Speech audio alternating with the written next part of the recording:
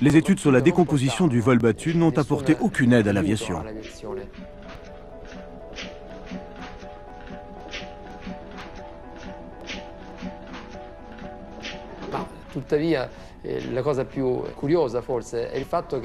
Mais curieusement, la queue du pigeon, qui n'avait pas retenu beaucoup d'attention, s'avéra la plus intéressante, puisqu'un des premiers aéroplanes de la guerre de 14, qui s'appelait le Taube, le pigeon, avait une structure de queue qui reprenait celle du pigeon.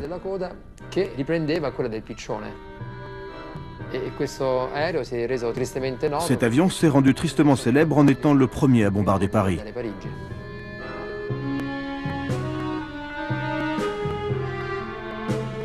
Cette guerre de 14, qui est à la fois une des premières guerres modernes, à savoir avec l'utilisation d'avions, de sous-marins, de chars de combat, une artillerie qui est tout à fait moderne par rapport à l'artillerie de la guerre précédente, eh bien cette guerre de 14 va également avoir besoin de pigeons.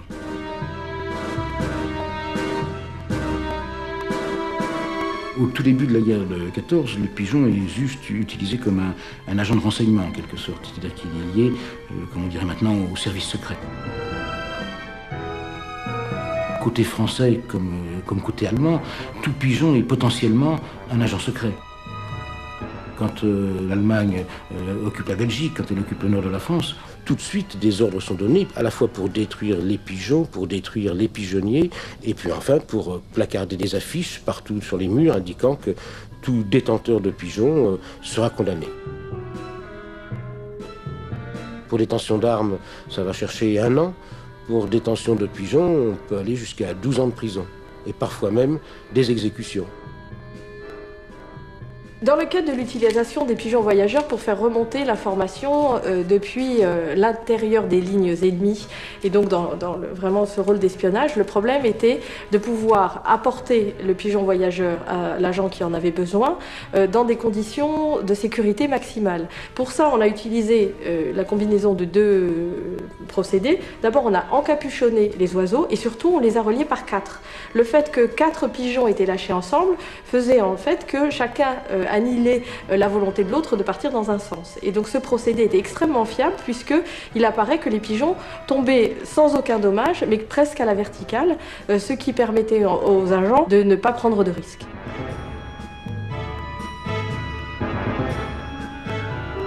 Le système anglais, quant à lui, était tout à fait différent. La finalité était la même, mais on s'adressait à toute la population des zones occupées. Donc c'était un système qui présentait un ballon au-dessus duquel étaient suspendues des chaînes. Au bout de ces chaînes se trouvaient des cages dans lesquelles il y avait bien sûr une grande quantité de pigeons avec des nombreux tracts également. Puis à une certaine hauteur, lorsque le ballon était relativement bas, il y avait un système automatique qui permettait de libérer les cages.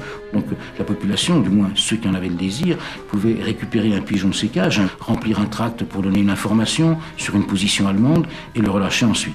Bien entendu, c'était aux risques et périls de celui qui pratiquait ce genre de choses, car ceux qui se faisaient arrêter par les autorités étaient généralement passés par les armes.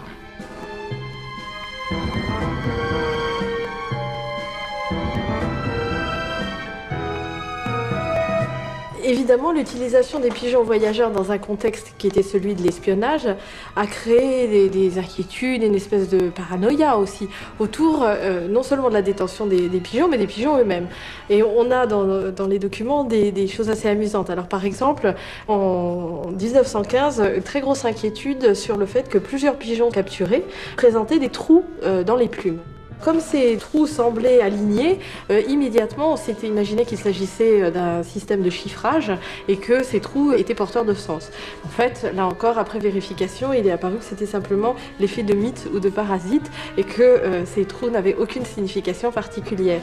Mais le fait qu'il y a eu des enquêtes et une réflexion menée sur ces trous prouve bien quand même que le pigeon était très lié à cette idée d'espionnage, qu'il y avait quand même une grande inquiétude autour des pigeons.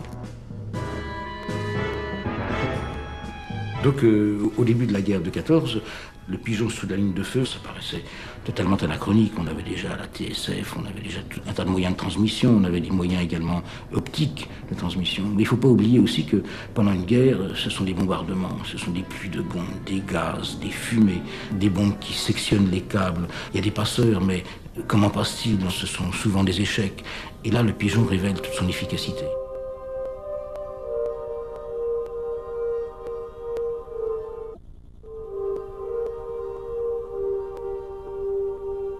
En février 1915, après 5 mois de guerre, il est demandé à un colombophile du Nord, M. Leroy-Béhague, de mettre en place l'organisation d'un service de pigeons voyageurs. Le 31 juillet, le général Mazel rend compte des premières expériences dans son secteur. 128 pigeons ont été lâchés, aucun ne s'est perdu. 4 pigeons ont été lâchés le 20 juillet pendant un bombardement très violent à Reims. Ils ont accompli le trajet de Béthenay à Reims en 8 minutes. Et il conclut: ce mode de liaison peut rendre les plus grands services pour maintenir les contacts entre les points d'appui considérés et le commandement.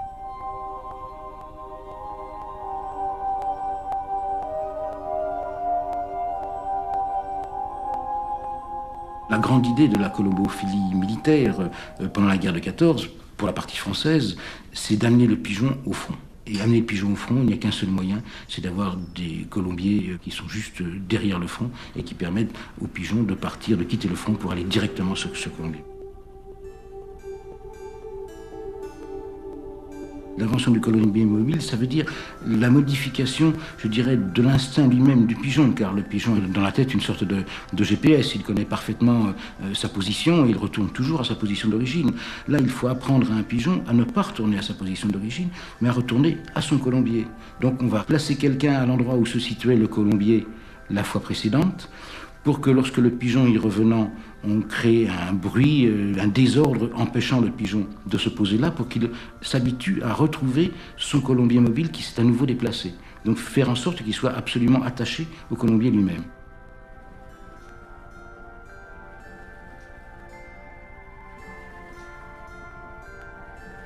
Sur les lieux du combat, le pigeon n'était pas nourri, on n'y marquait aucune affection de façon à ce qu'il ait hâte de retourner à ce colombier mobile.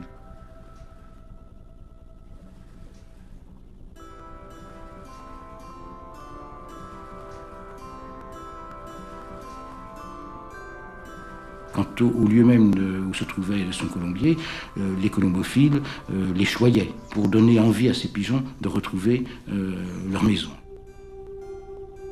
Il est surprenant quand on voit ces images de colombophiles sur l'arrière, dans quelques kilomètres du front, avec des pigeons sur la tête, sur les épaules. Ça semble totalement invraisemblable, alors qu'on est à quelques kilomètres des lieux de bataille. Mais ces colombophiles sont dans leur rôle et se battent aussi. Sur ces cartes militaires colombophiles, on peut bien voir les postes qui se trouvent sur le front où étaient déposés les pigeons, et à l'arrière, alors, tous les types de colombiers, que ce soit automobiles, remorques ou fixes, mais qui se trouvent toujours, tous, à côté d'une ligne téléphonique.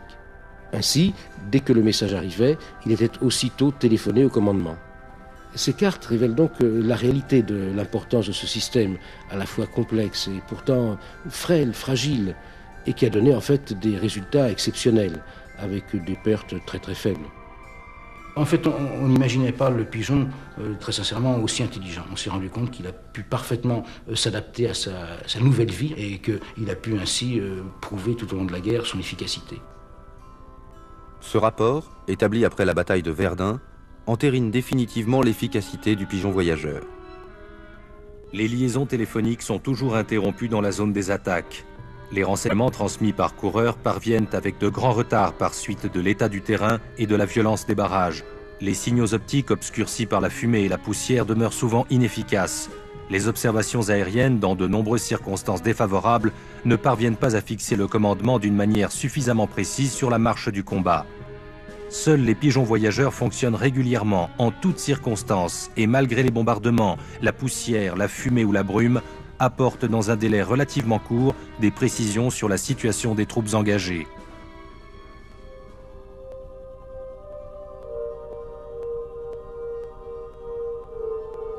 Certes, le pigeon n'a pas gagné la guerre de 14, mais enfin, on peut dire quand même qu'il y a contribué.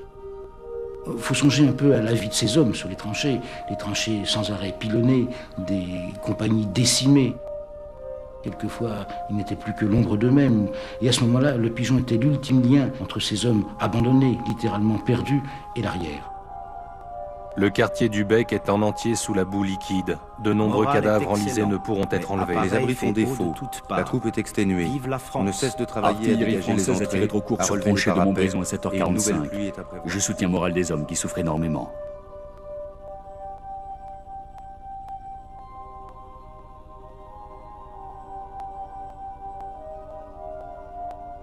Tous les messages que ramèneront ces pigeons du front sont très révélateurs de la misère, de la détresse dans laquelle se trouvaient ces gens-là. Alors, bien sûr, on a des messages d'information militaire, mais on a aussi des messages de désespoir, des messages d'adieu même. Mais souvent, lorsque le message arrive au colombier, il faut se dire que celui qui l'a écrit n'est déjà plus là.